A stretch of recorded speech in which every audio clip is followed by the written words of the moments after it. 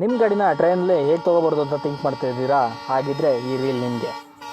ನನ್ನ ಗಾಡಿನ ಬ್ಯಾಂಗ್ಳೂರಿಂದ ಶಿವಮೊಗ್ಗ ತರಬೇಕಿತ್ತು. ಅದಕ್ಕೋಸ್ಕರ ನಾನು ವಿಸಿಟ್ ಮಾಡಿದ್ದೆ ಯಶವಂತಪುರ ರೈಲ್ವೆ ಪಾರ್ಸಲ್ ಆಫೀಸ್ಗೆ. ಫಸ್ಟ್ ಸ್ಟೆಪ್ಪು ಪ್ಯಾಕಿಂಗ್ ಇರುತ್ತೆ. ಪ್ಯಾಕಿಂಗಲ್ಲಿ 2 ಟೈಪ್ಸ್ ಇರುತ್ತೆ, ಒಂದು ನಾರ್ಮಲು, ಇನ್ನೊಂದು ಸ್ಪೆಷಲು.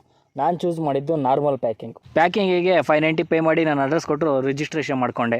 ರಿಜಿಸ್ಟ್ರೇಷನ್ ಆದಮೇಲೆ ಪ್ಯಾಕಿಂಗ್ ಸ್ಟಾರ್ಟ್ ಮಾಡಿದ್ರು. ಪ್ಯಾಕಿಂಗ್ ಮಾಡೋಕ್ಕಿಂತ ಮುಂಚೆ ಗಾಡೀಲಿರೋ ಪೆಟ್ರೋಲ್ ಎಲ್ಲ ಹೊರಗಡೆ ತೆಗೆದ್ರು. ನನಗೇನೋ ಕೊಟ್ಟಿರೋ 590ಗೆ ಈ ಪ್ಯಾಕಿಂಗ್ ವರ್ತಲ್ಲ ಅನ್ನಿಸ್ತು. ಪ್ಯಾಕಿಂಗ್ ಆದಮೇಲೆ ನೆಕ್ಸ್ಟ್ ಸ್ಟೆಪ್ ಕನ್ಫರ್ಮೇಷನ್ ಟಿಕೆಟ್ ತೊಗೋಬೇಕು. ಕನ್ಫರ್ಮೇಷನ್ ಟಿಕೆಟ್ ತೊಗೊಳೋದಕ್ಕೆ ಓನರ್ ಆಧಾರ್ ಕಾರ್ಡ್ ಜೆರಾಕ್ಸ್ ಹಾಗೆ ಗಾಡಿ RC ಕಾರ್ಡ್ ಜೆರಾಕ್ಸ್ 2 ಬೇಕು. ಕನ್ಫರ್ಮೇಷನ್ ಟಿಕೆಟ್ ತೊಗೊಳ್ಳೋ ಕೌಂಟ್ರಲ್ಲಿ ಮೇಡಮ್ ತುಂಬ ಚೆನ್ನಾಗಿ ರೆಸ್ಪಾನ್ಸ್ ಮಾಡಿದ್ರು. ನನಗಂತೂ ಖುಷಿ ಆಯಿತು. ಟಿಕೆಟ್ ತೊಗೊಂಡೋದ್ಮೇಲೆ ಗಾಡಿನ ಇನ್ನೊಂದ್ಸರಿ ಚೆಕ್ ಮಾಡಿಬಿಟ್ಟು ಗೋಡೌನ್ ಒಳಗಡೆ ತೊಗೊಂಡೋದ್ರು. ಇನ್ನೊಂದು ಮುಖ್ಯವಾದ ವಿಷಯ ಏನಪ್ಪ ಅಂದರೆ IRCTC ಗೈಡ್ಲೈನ್ ಪ್ರಕಾರ ಲೋಡಿಂಗ್ ಮತ್ತು ಅನ್ಲೋಡಿಂಗಿಗೆ ಯಾವುದೇ ರೀತಿ ಚಾರ್ಜ್ ಇಸ್ಕೊಳ್ಳೋ ಆಗಿಲ್ಲ. ಆದರೆ ಇವರು 100 ರೂಪಾಯಿ ಚಾರ್ಜ್ ಮಾಡ್ತಾ ಇದ್ದಾರೆ. ನೆಕ್ಸ್ಟ್ ನನ್ನ ಹತ್ರ ಇರುವಂಥ ಕನ್ಫರ್ಮೇಷನ್ ಟಿಕೆಟ್ ತೊಗೊಂಡು ಶಿವಮೊಗ್ಗ ರೈಲ್ವೆ ಸ್ಟೇಷನ್ಗೆ ಬಂದೆ.